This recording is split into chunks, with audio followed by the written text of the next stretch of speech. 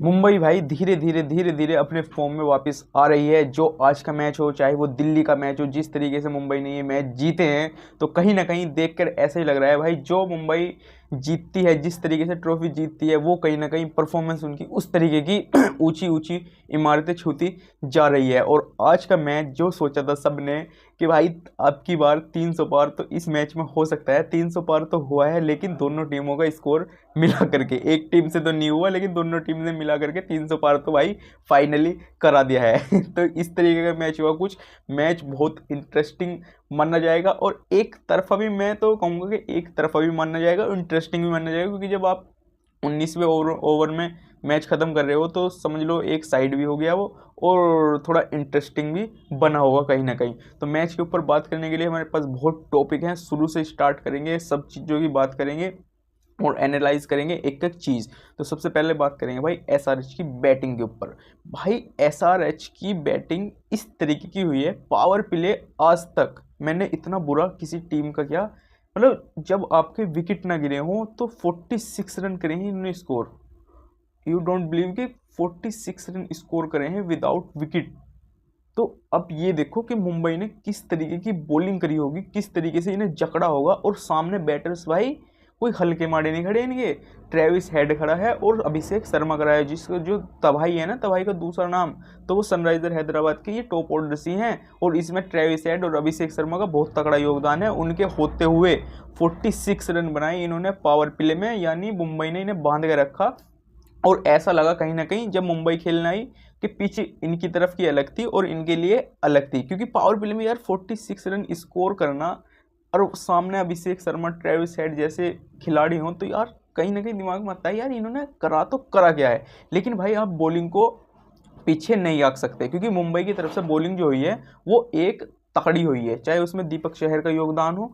शुरू के ओवर में ही दीपक चहर ने 2 चांस क्रिएट करे और दोनों को भाई पवेलियन में भेज दिया था। लगभग अभिषेक शर्मा जब पहली बॉल पे ही आगे बढ़ गए, शॉट मारना चाहता है, पीछे की स्लिप के पास कैच जाता है भाई, विल जैक्स के हाथों से निकल जाता है, तो वो पहली बॉल पे ही चांस क्रिएट हुआ था, और दीपक चहर की बॉल पे वो छूटा। और फिर तीसरी या शायद चौथी बॉल के ऊपर ट्रेविस हेड शॉट मारते हैं, और वो करण शर्मा के हल्की सी, बिल्कुल हल्की सी, आई थिंक कि अगर वे थोड़ी सी डाई मार देते, गोड्डा ना टेकते, तो शायद वो भी कैच हो सकता था। तो वो छूटता है, मैं मानूंगा कैच ही छूटा है भाई, वो दोनों 0 पे आउट हो गए थे।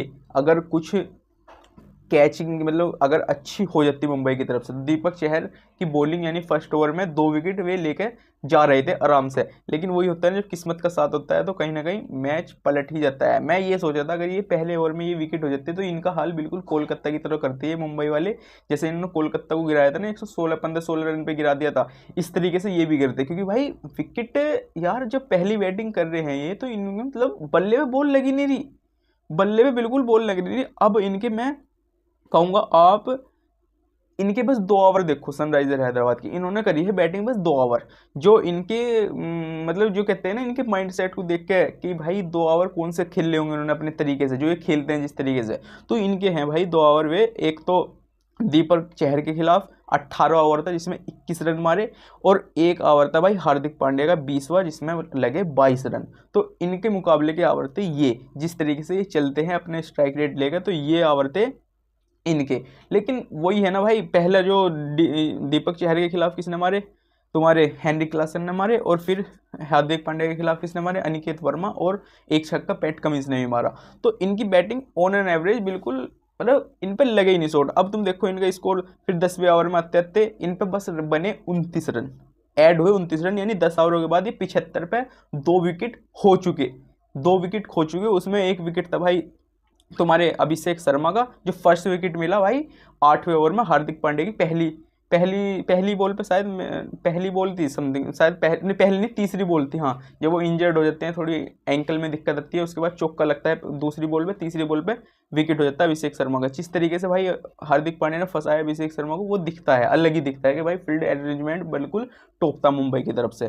फिर ट्रेविस हेड भाई 24 रन पे 24 बॉल पे 24 रन बना के 9 बॉल हो जाती है। हार्दिक पांड्या के ओवर की 10वां ओवर रहता है, मतलब यार कितना अनलकी डिसमिसल हो गया था हार्दिक पांड्या के लिए यार। मतलब जो विकेट होना चाहिए था वो 9 बॉल होगी, छोड़ो इसकी बात मत करो। लेकिन फिर भी कुछ नहीं कर पाते ट्रेविस हेड, नो बॉल होने के बाद भी 28 रन स्कोर करते हैं 29 बॉलों में। तो ये कोई ज़्यादा तगड़ा स्कोर तो है नहीं। अभिषेक शर्मा ने वहीं 28 बॉल पे 40 रन मारे। अभिषेक शर्मा के मैं कहूँगा बल्ले पे बॉल ढंग से आ नहीं रही थी शुरू में। तुम चाहे दीपक चहर की बॉल देखो, चाहे बुमराह की बॉल देखो, चाहे ट्रेंट बोल्ट की बॉल देखो, दीपक चहर की तो बॉलिंग की जवाब ही नहीं। लेकिन जो अभिषेक शर्मा खेला है उनकी बॉल ढंग से आ नहीं रही थी, लेकिन वो तो बाद में आते आते थोड़े फिक्स हो रहे थे। जब वे सेट होना चाह रहे थे वहाँ पे उनकी 3 चौके लगातार एक ओवर में मारते हैं, उससे थोड़ा कॉन्फिडेंस बिल्ड करते हैं अपना। एक ही साइड में मारते हैं 3 चौके और दिखाते हैं कि भाई मैं खड़ा हूँ, अभी मैं देखता हूँ तुम्हें क्या कर सकता हूँ मैं। लेकिन भाई फिर वही है, हार्दिक पांड्या आते हैं पहले ओवर में ही एक डॉट बॉल कराते हैं, एक चौका खाते हैं और फिर उनका विकेट भी ले जाते हैं। क्योंकि भाई हार्दिक पांड्या का एक्सपीरियंस है किस तरीके से इन्हें बॉल करानी है। अभिषेक शर्मा, हार्दिक पांड्या एक ही टीम में खेलते हैं, एक साथ खेलते हैं, तो उन्हें पता है कि इसे कहाँ फांसना है, कैसे फांसना है और किस तरीके से आउट करना है। तो हार्दिक पांड्या ने भी अपना पूरा एक्सपीरियंस दिखाया अभिषेक शर्मा को आउट करने में। क्योंकि भाई अगर वहाँ पे ही जिस तरीके से अभिषेक शर्मा फिर मारना शुरू हो गए थे तो भाई अभिषेक शर्मा तबाही मचा सकता था भाई पूरी। क्योंकि आप देखो ना, और किसी के बल्ले पे बॉल नहीं आ रही थी, लेकिन बाद में आते आते अभिषेक शर्मा के बल्ले पे बॉल आनी शुरू होगी। तो भाई वो कुछ ना कुछ और कैड़ा हिसाब इनका कर सकता था। स्कोर जो 162 रहा उसे कुछ 180 185 के आसपास खड़ा करवा सकता था। 200 भी कहूँगा मैं, 200 भी करवा सकता था। क्योंकि जब बल्ले पे बॉल आनी शुरू हो जाए ऐसे बैटर्स के तो फिर तुम समझो कि हुआ क्या। ट्रेविस हेड की तो बात ही मत करो, बिल्कुल गंदी बैटिंग। आज तक मैंने इतनी बुरी बैटिंग इनकी देखी नहीं। अब इनके पहले छक्के की बात करते हैं भाई एसआरएच की। जो पहला छक्का लगा है इनका 18वें ओवर में लगा है दीपक चहर की बॉल पे, जो हेनरिक क्लासन के खिलाफ मारा, हेनरिक क्लासन ने मारा। अब देखो तुम, मतलब 18वें ओवर में जाकर भाई तुम बिलीव नहीं करोगे, मतलब इतना बात मत करो इनकी यार। इतना कैड़ा खींच गया मैच, इतना कैड़ा खींचा इन्होंने, मज़ा नहीं आया बात में। इनकी बैटिंग में मज़ा नहीं आया भाई एसआरएच वालों की। अब बात करते हैं भाई मुंबई इंडियंस की बैटिंग के ऊपर। मुंबई इंडियंस ने पावर प्ले में स्कोर किए भाई 55 रन पे 1 विकेट हुआ। वो भी तुम्हें पता ही है कौन निकलते हैं सबसे पहले, रोहित शर्मा। 3 छक्के वगैरह भी मारे, अच्छे लगे शॉट। वो मोहम्मद शमी को भी मारे जो, और पैट कमिंस को भी मारा जो। नो डाउट भाई रोहित शर्मा को आप देखोगे तो उन्हें स्टार्ट मिल रहा है। हर मैच की देखो कहानी आप, किसी में 10 रन, 15 रन, 18 रन, 17 रन, इस तरीके का स्टार्ट उन्हें मिल रहा है। और स्टार्ट भी ऐसा नहीं मिल रहा नॉर्मल, उसमें भी छक्के भी मार रहे हैं, चौके भी लगा रहे हैं और रन भी ले रहे हैं, स्ट्राइक भी रोटेट कर रहे हैं। हर तरीके का स्टार्ट मतलब उन्हें टॉप क्लास से मिल रहा है। लेकिन इनिंग पता नहीं क्या दिक्कत हो रही है, क्या नहीं, वे बिल्ड नहीं कर पा रहे आगे। हर बार ऐसी हो रहा है, 2-3 ओवर वे अच्छे खेलते हैं लेकिन आगे से फिर कोई बॉलर आता है, फिर उन्हें लपेट देता है। इसी तरीके से आउट होके जा रहे हैं हर बार। देखो तुम पिछले मैच उठा के देख लो, और आज ये पैट कमिंस की बॉल पे जिस तरीके से आउट हुए हैं ये उठा के देख लो। और जो पहले मैच में सेम आउट हुए थे खलील अहमद की बॉल पे, वो इधर आउट हुए थे, अब की बार थोड़ा ऑफ पे आउट हो गए। तो सेम चीज़ चल रही है। तो भाई रोहित शर्मा को सोचना पड़ेगा कि क्या गलती कर रहा हूँ मैं, क्या नहीं। वो तो उन्हें ही पता है भाई किस तरीके की गलती कर रही है, उनकी मैनेजमेंट को पता है, उनके बैटिंग कोच को पता है कि क्या गलती कर रहे हैं। तो उन्हें भाई समझाओ और बताओ कि क्या हो रहा है। क्योंकि इनिंग बिल्ड करना बहुत ज़्यादा जरूरी है इनके लिए भी और इनकी टीम के लिए भी आगे चल गया। क्योंकि अगर ये गलती से प्ले ऑफ में वगैरह में पहुंच गए, जिस तरीके की फॉर्म लग रही है, तो भाई तो बैटिंग तो चाहिए ना इन्हें पावरफुल, और ऊपर से विकेट गिर जाते हैं तो फिर दिक्कत आ जाती है ज़्यादा। और इनकी तरफ से भाई रियान निकल्टन ने 31 रन मारे। क्योंकि रियान निकल्टन पहले आउट हो जाते, वो हो गई भाई नो बॉल हुई, जिसान अंसारी की बॉल थी, नो बॉल हुई। इस तरीके से मुझे अभी तक समझ में नहीं आया। देखो वो एम्पायर का फैसला था, रूल भी है, लेकिन मुझे बिल्कुल घटिया रूल लगा एक तरीके का। बिल्कुल कहते हैं ना इसे घटिया रूल। भाई जब आप कीपिंग कर रहे हो, कीपिंग से जब स्टंप करते हो, जब की बात तो देखी जाती है कि हाँ भाई नो बॉल होगी, इस तरीके से कि आपके ग्लव्स आगे चले गए, तो जब तो मैं मान सकता हूँ कि ये ठीक डिसीजन है।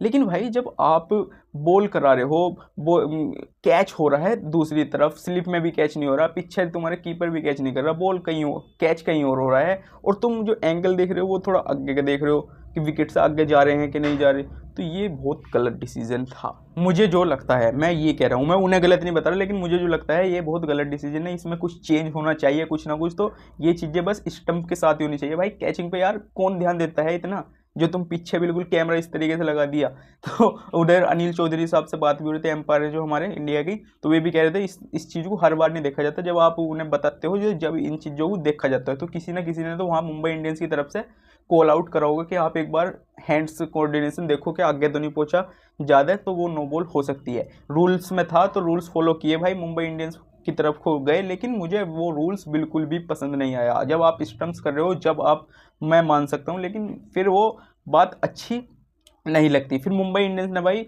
10 ओवर आते 91 रन पे 2 आउट, उसमें एक रियान रिकल्टन का विकेट, और इन्होंने कुल स्कोर करा भाई 36 अगले 4 ओवर में। यानी टीम को इन्होंने भी बांध दिया था एक तरीके से, आप समझो तो इनकी बॉलिंग ने भी, एसआरएच की बॉलिंग ने भी टीम को बांध दिया था एक तरीके से। लेकिन फिर वही है ना भाई, जब इन्हें शुरू में इतना अच्छा स्टार्ट मिल गया, पावर प्ले इन्होंने जीत लिया, फिर 10 ओवर आते 91 रन इनके हो गए, 2 विकेट कुल गए हैं, तो भाई नीचे से तो फिर इनके पास तबाही तो पड़ी है, नीचे है असली तबाही तो नीचे है इनकी। ऊपर तो भाई रोहित शर्मा, रियान निकल्टन, विल जैक्स जैसे खिलाड़ी हैं, लेकिन असली तबाही तो नीचे है। और फिर वही होता है, नो डाउट भाई, मुंबई इंडियंस आराम से मैच को लेकर चली जाती है। और इनकी बॉलिंग की बात करेंगे मुंबई इंडियंस की, भाई विल जैक्स ने क्या बॉलिंग करी है आज। मैं ये सोच रहा था, मगर जब विल जैक्स आया ना अपना थर्ड पावर प्ले में आ गया था, जब ओवर लेकर आया, मैं सोचा भाई ये ओवर है, गेम चेंजिंग ओवर है, क्योंकि जिस तरीके से शॉट नहीं लग रहे थे फास्ट बॉलिंग पे इन पे दोनों, ट्रेविस हेड, अभिषेक शर्मा, तो मैंने ही सोचा भाई ये विल जैक्स का ओवर जो होगा भाई गेम चेंजिंग ओवर होगा। लेकिन मैं गलत था, क्योंकि वही ओवर ऐसा निकला जो इन्हें विकेट दिला सकता था। विकेट तो नहीं मिला उस ओवर में, लेकिन अगली बार जब आए, सातवां समथिंग ओवर था, उसमें जब आए तो जब विकेट लेके गए ये, और इन्होंने इतनी अच्छी बॉलिंग करी, हटो बचो। सनराइजर हैदराबाद की तरफ से भाई, जब आप डिफेंड करा देते हैं तो जब आपकी बॉलिंग की तारीफ होती है, मैं ये मानता हूँ। जब आप डिफेंड करा देते हैं तो भाई मैं कुछ नहीं कह सकता इनकी बॉलिंग के बारे में।